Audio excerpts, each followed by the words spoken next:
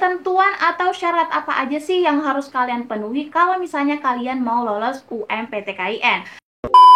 Assalamualaikum warahmatullahi wabarakatuh. Kembali lagi dengan saya Leni Agustin. Yap, di video kali ini guys, kita akan membahas lagi tentang jalur UMPTKIN tahun 2024. Nah, karena kemarin di tanggal 19 Januari tahun 2024, akun resminya itu udah mengeluarkan informasi-informasi mengenai jalur UMPTKIN dan SPAN PTKIN. Oke, jadi di video kali ini aku akan sharing sama kalian ketentuan atau syarat apa aja sih yang harus kalian penuhi kalau misalnya kalian mau lolos UMPTKIN. Karena nggak semua orang yang daftar UMPTKIN itu bisa daftar ya, nggak semua bisa lolos. Tapi ada beberapa syarat yang harus kalian penuhi kalau misalnya kalian mau lolos UMPTKIN tahun 2024. Oke, sebelum dari itu, kalian jangan lupa untuk subscribe channel YouTube aku Leni Agustin dulu, supaya kalau misalnya ada video terbaru, kalian langsung bisa mengetahuinya. Dan jangan lupa juga untuk mengikuti tryout gratis setiap hari yang aku adain. Kalian bisa stalking di Instagram info.umptkin atau Instagram pribadi aku Leni Agustin 10. Dan kalau misalnya kalian ada pertanyaan, boleh banget konsultasi melalui WhatsApp 0882 4785 4631.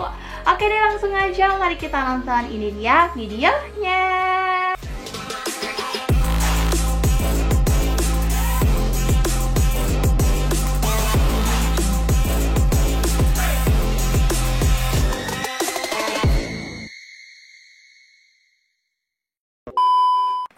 Oke guys, jadi seperti yang aku bilang di awal tadi, bahwa tidak semua orang bisa mendaftar UMPTKIN. Kenapa? Karena ada beberapa syarat yang harus kalian penuhi kalau misalnya kalian mau daftar jalur UMPTKIN tahun 2024. Apa aja sih itu kalian syaratnya? Apakah aku bisa memenuhi mulai dari sekarang? Karena ujian UMPTKIN kan masih lama ya, jadi aku saranin kalian harus mengumpulkan berkas-berkasnya mulai dari sekarang untuk mendaftar jalur UMPTKIN tahun 2024. Oke, syarat yang pertama untuk kalian yang mau daftar jalur UMPTKIN tahun 2024 adalah peserta yang berhak mendaftar adalah siswa pada satuan pendidikan MA, MAK, SMA, SMK, SPM, PDF, PKPPS atau sederajat lulusan tahun 2022, 2023 dan tahun 2024. Nah, jadi kemarin itu ada yang bertanya sama aku, apakah untuk lulusan SMK boleh mendaftar jalur UMPTKIN? Jadi di video ini sudah terjawab, jawabannya bisa.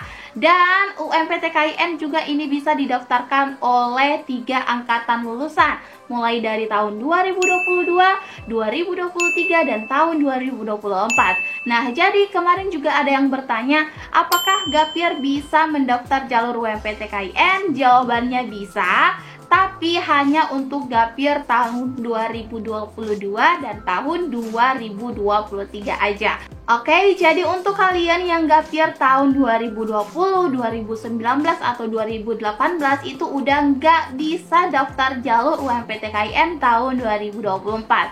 Oke, jadi di video ini udah jelas ya, angkatan tahun berapa aja yang boleh mendaftar jalur UMPTKIN. Syarat yang kedua yaitu peserta lulusan tahun 2022 dan tahun 2023 itu wajib memiliki ijazah atau SKL, surat keterangan lulus. Dan peserta lulusan tahun 2024 itu wajib memiliki salah satu dari surat keterangan lulus atau pengumuman lulus atau KTP atau kartu siswa. Oke, gimana nih maksudnya kalian? Nah, aku jelasin ya. Jadi buat kalian yang gap year, baik itu tahun 2022 atau tahun 2023, itu kalian wajib memiliki SKL atau surat keterangan lulus. Kalau misalnya nggak ada, kalian bisa gunakan ijazah kalian. Kenapa? Karena biasanya yang gap year itu ijazahnya udah keluar ya. Jadi kalian wajib membawa ijazah kalian kalau misalnya daftar UMPTKIN tahun 2024. Nah, tapi buat kalian yang angkatan baru-baru ini tahun 2024, itu kan biasa ijazahnya belum ada ya. Jadi kalian boleh membawa KTP, apalagi tadi kartu siswa atau pengumuman lulus atau surat keterangan lulus. Jadi ini bisa alternatif untuk kalian yang angkatan tahun 2024 bagi kalian yang belum memiliki ijazah. Oke, jadi udah jelas ya untuk poin kedua. Next, untuk syarat yang ketiga buat kalian yang mendaftar UMPTKIN, yaitu peserta wajib memiliki 3 poin. Yang pertama adalah NISN atau nomor induk siswa nasional. Yang kedua, email yang aktif yang dapat dihubungi. Yang ketiga, nomor WhatsApp yang aktif dan dapat dihubungi. Nah, jadi buat kalian yang mau daftar UMPTKIN, itu kalian wajib banget udah punya NISN ya, atau nomor induk siswa nasional. Pasti kalian udah punya semua ya. Kalau misalnya kalian masih bingung carinya di mana, kalian bisa tanya sama guru kalian, atau kalian juga bisa cek di rapor kalian masing-masing. Itu pasti ada ya. Terus yang kedua, kalian juga wajib memiliki email yang aktif atau email yang bisa dihubungi, karena nanti kalau misalnya pada saat pendaftaran UMPTKIN, nomor akun dan password akun kalian itu bakal dikirim melalui email. Nah, makanya kalian harus masukkan email yang aktif dan bisa dihubungi. Kemudian yang ketiga, nomor WhatsApp juga usahakan kalian pakai nomor WhatsApp yang aktif dan bisa juga dihubungi. Jadi silakan kalian memasukkan identitas yang benar dan sosial media yang bisa dihubungi, karena biasanya panitia pelaksana itu akan menghubungi kalian melalui email atau nomor WhatsApp kalian. Next, syarat yang keempat yaitu peserta melakukan pendaftaran secara mandiri pada laman https://umptkin.ac.id. Nanti aku bakal langsung ketik aja linknya di sini ya. Jadi untuk poin yang keempat ini, kalian tuh wajib mendaftar secara mandiri untuk jalur UMPTKIN. Jadi kalian langsung masuk aja di linknya. Kalian juga bisa langsung masuk aja di Google, ketik umptkin.ac.id. Di sana bakal ada yang pertama, langsung aja kalian klik untuk mendaftar UMPTKIN.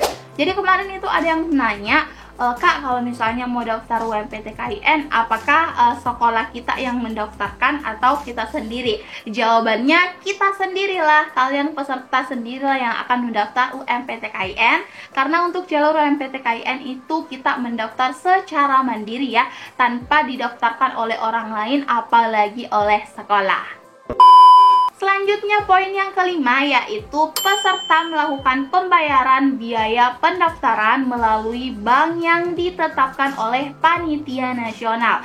Nah, untuk poin yang kelima ini itu kalian wajib membayar kalau misalnya kalian mau mengikuti ujian UMPTKIN tahun 2024. Nah, muncul nih pertanyaan, berapa sih kalian yang harus dibayar? Biasanya pembayaran UMPTKIN itu sebesar Rp200.000. Nah, mulai aku bimbing kalian di tahun 2019 sampai tahun 2024 ini, biayanya itu nggak pernah berubah, masih di Rp200.000.